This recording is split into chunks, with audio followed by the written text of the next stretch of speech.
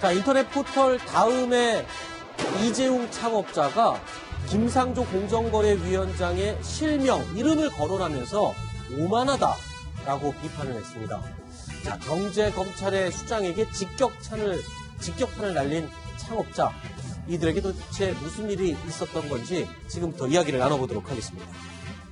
자, 일단은 바로 김상조 공정거래위원장의 발언이었는데 어떤 발언이었습니까? 소개를 해주시죠. 일단 지금 화면에 나오는 것처럼 이제 한 일간지와 인터뷰 과정에서 그런 얘기를 했었습니다. 김상조 공정위원장이 이해진 창업자가 한번 공정위를 찾아서 만남을 잠깐 가졌었거든요. 네. 그때 인상에 관해서 얘기를 한 게 비교를 한 거죠. 이제 IT 쪽에 선구자 쪽으로 이제 애플의 스티브 잡스가 얘기되니까 잡스는 미워해도 존경받는 대상이었는데 지금 이해진 창업자 같은 경우에는 수많은 민원 대상이 될 수밖에 없다. 그러니까 네이버를 공정거래위원회에서 이른바 공시대상 기업 집단, 사실 대기업과 마찬가지로 취급을 하겠다라는 결정을 하지 않았습니까? 네. 그 배경에는 김상조 위원장 같은 경우에는 네이버가 현재 IT 쪽에서의 우리나라 포털로서의 대기업이나 마찬가지의 어떤 위력을 가지고 있고 네. 중소기업과 대기업 관계의 관계에서처럼 네이버는 아직 그런 현재 기존의 어떤 안 좋은 선례는 모르겠으나 다른 어떤 IT 쪽의 중소기업들과 공생할 수 있는 모델 같은 건 제시를 못했다라고 보신 것 같습니다. 네. 그래서 저런 얘기를 한 거죠. 그러니까 IT 업계의 재벌이다, 네.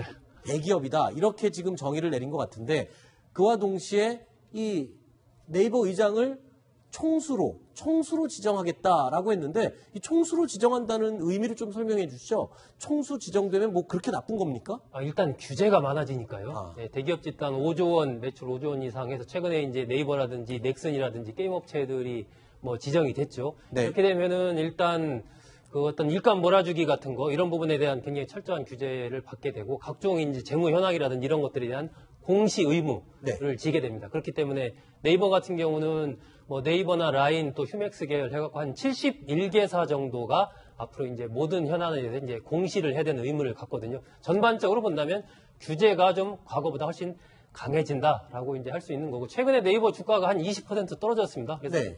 8조 정도가 날아갔는데 그런 부분에는 실적 부진도 있고 네. 저렇게 이제 대기업 집단으로 지정된 것도 영향을 미치지 않았겠느냐 이런 분석이 좀. 자, 그러면 지금 김상조 공정거래위원장이 네이버를 향해서 저렇게 신랄한 비판을 했으면 네이버에서 화가 날 일인데, 이재용 다음 창업자는 사실 경쟁 업체가 욕먹는 거니까, 잘못되는 거니까 이렇게 화낼 일이 맞나요? 이건 좀 제가 좀 어떻게 이해를 해야 되는 건가요?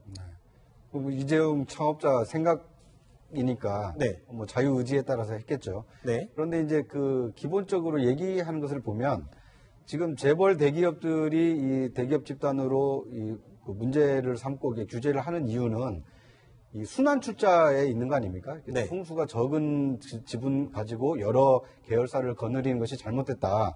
이런 것은 당연히 규제를 통해서 정부가 규제를 하는 것이 맞지만, 투명하게 기업을 일으킨 기업가에 대해서는 좀 과도한 규제는 피해야 되는 거 아니냐. 네. 그러니까 이제 네이버의 경우에는 이해진 의장이 지분이 굉장히 좀 적거든요. 네. 그리고 이해진 의장이 그 회사를 동원해서 여러 이 계열사를 거느리고 있는 것은 아니고, 네. 이런 회사를 굳이 이 대기업 집단으로 또는 총수로 지정해서 과도하게 규제할 필요가 있느냐. 네. 그러니까 어떻게 보면 이제 과거에 그 포털을 창업했던 사람으로서 약간의 동병상련도 있고, 아하. 또는 이제 친구에 대한 어떤 의리도 좀 있어 보이고, 네. 그래서 이제 정부가 너무 규제 일반대로 나가는 것은 옳지 않다, 이런 지적인 것 같습니다. 네. 그러니까 이 동종업계의 입장을 대변해서 아마 대신 화를 내준 것 같은데, 과거 이 경력을 살펴보면 또 이렇게 굉장히 친하고 가까운 사이였군요. 그렇죠. 친구 사이죠. 네. 이미 그 대학교 들어가면서부터 친구를 지냈으니까 같은 86학번입니다. 네.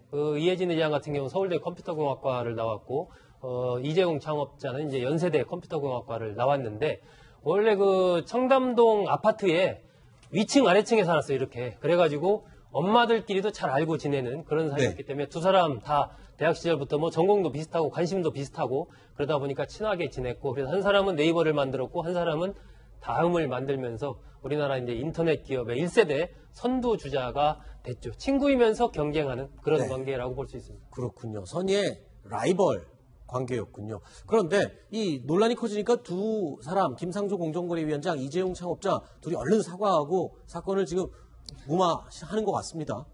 네, 그렇죠. 이제 왜냐하면 뭐 보시다시피 그 표현이라고 하는 부분들의 강도가 있지 않습니까? 네. 김상조 공정거래위원장이 하고 싶었던 얘기가 뭔지도 알겠어요. 지위상 공정거래위원장이기 때문에 현재 네이버든 다음이든 우리 IT 생태계가 공생관계로 중소기업들과 같이 하는 관계로 가야 되는데 마치 기업 지배구조는 다르지만 나타난 결과물들을 보고 보면 다음이나 네이버 같은 너무 독점적인 어떤 지위를 갖고 있는 부분이 보이기 때문에 네. 그런 부분을 풀어주고 싶다라는 얘기를 하고 싶었는데 네. 그렇다고 해서 또 너무 뭐 비판적으로 가버렸기 때문에 네. 과했다는 거고 이재용 지금 다음 회장 같은 경우도 마찬가지인 거죠. 우리가 좀 억울한 면이 있긴 하지만 그렇다고 공정거래위원장한테 오만하다. 당신은 한 일 뭐 있냐 이런 식으로 얘기하는 거는 서로 좀 과했다라고 한 거죠. 네. 그러니까 저게 그 이목을 끌 수밖에 없는 게요. 공정거래위원장이면 우리나라의 이제 국무위원이고 장관급 아닙니까? 네. 그걸 이제 어떻게 보면 이제 공무원들이 볼 때 일반 이 사기업을 운영하시는 분들은 이제 뭐 이렇게 낮게 칭하기도 하는데 네. 이런 사람이 이제 장관을 향해서 오만하다 네. 이렇게 얘기해서 이제 이게 화제가 됐는데 네. 저는 그 이재용 창업자에 대해서 앞으로도 정부가 이렇게 불이익을 주지 않았으면 하는 바람입니다. 네, 그러니까 지금 쉽게 얘기하면 경제 검찰의 수장이라고 할 수 있는 김상조 공정거래위원장에게 그러니까 제일 신경 쓰고 좀 해야 될 상대에게 직격탄을 날린 거잖아요. 그러니까 그 패기에 사람들이 놀랍고 그래서 더 회자가 됐던 그 에피소드였습니다. 그러니까 이제 표현 자체가 이제 상당히 좀 자극적이었고요. 그걸 바로 이제 부적절하다라고 좀 고쳤고요. 네. 또 김상조 위원장도 쿨하게 받아들이지 않았습니까? 네. 그 지적에 대해서 무겁게 생각하겠다, 변명의 여지가 없다라고 했는데 어떻게 보면 이런 그 설전이 네. 오히려 좀 좋은 이 전화 위복의 계기가 됐으면 하는 바람입니다. 알겠습니다. 단순한 해프닝으로 끝나기를 바라보겠습니다.